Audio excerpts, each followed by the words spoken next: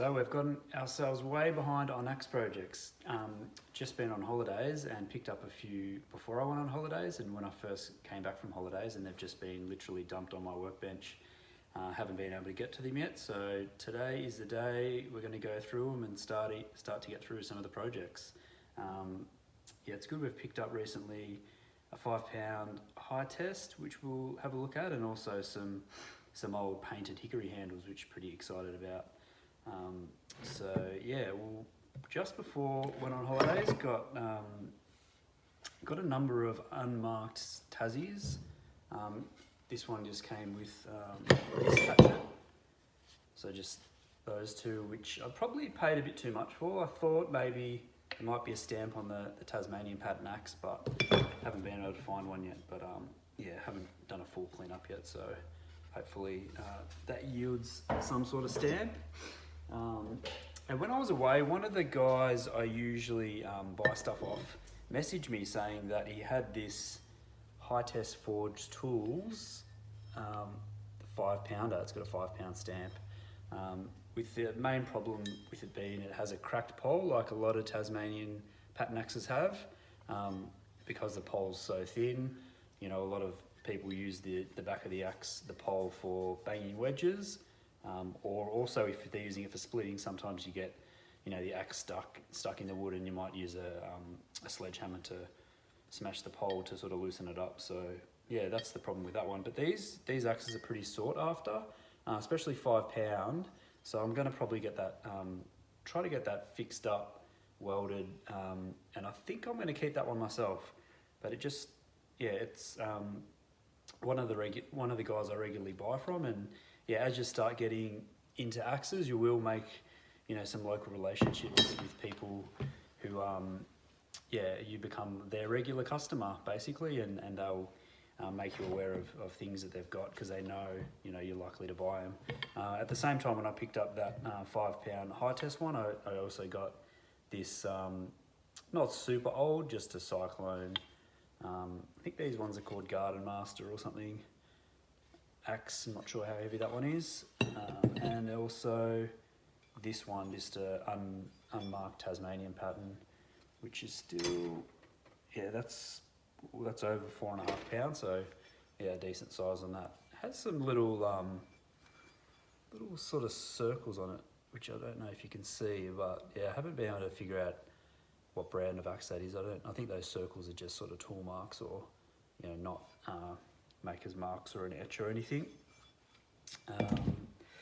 What else do we have? And then, yeah, then a marketplace pickup, which I got with a few other tools. I picked up a tool bundle, so I paid, and with the tool, I often get tool bundles on marketplace, which I think a lot of people overlook. If they often advertise garden tools, things like that, and you'll see an axe in there, and you know, if I know it's a Tasmanian pattern axe, I'll usually take the risk of buying that bundle of tools. Sometimes you know, if you were just buying it just for the axe, it probably wouldn't be worth it. But I know, you know, from experience that some of those other tools I'll be able to offload and probably make my money back on the other tools, and then yeah, the axe, you know, is sort of free at the end of the day.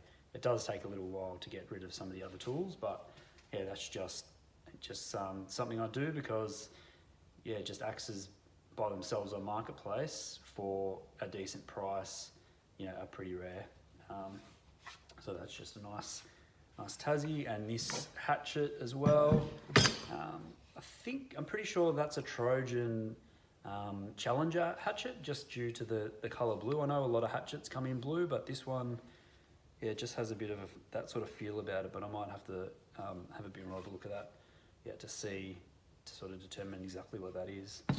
So the guy I buy wedges from, he made these like 40 years ago, he just recently told me, from demolition, old building demolition. He worked for some government agency or something that did building demolition, and they had lots of reclaimed materials. So in his lunch break, he used to get some of the old hardwood that was used for the buildings, and just make heaps and heaps of wedges. So I've bought a fair few packs of these off him now. I buy them in packs of 100 and go through them pretty quickly. and I find they're pretty good, but didn't realise that he made these over 40 years ago.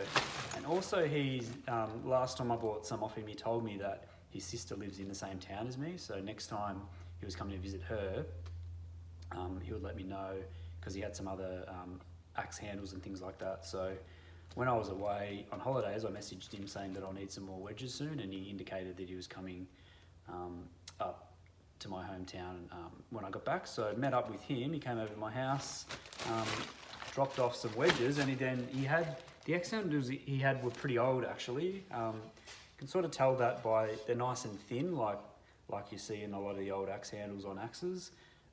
You know, the ones you get at hardware stores these days seem to be quite thick in comparison.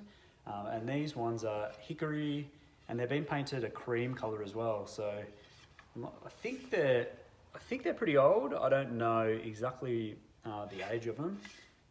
Doesn't really say on there. These are 32-inch axe handles, and they're painted a cream colour. So these are going to be good for restoring some axes that actually came originally with painted hickory handles. I know Hytest Forester came with painted hickory handles, usually painted white or cream.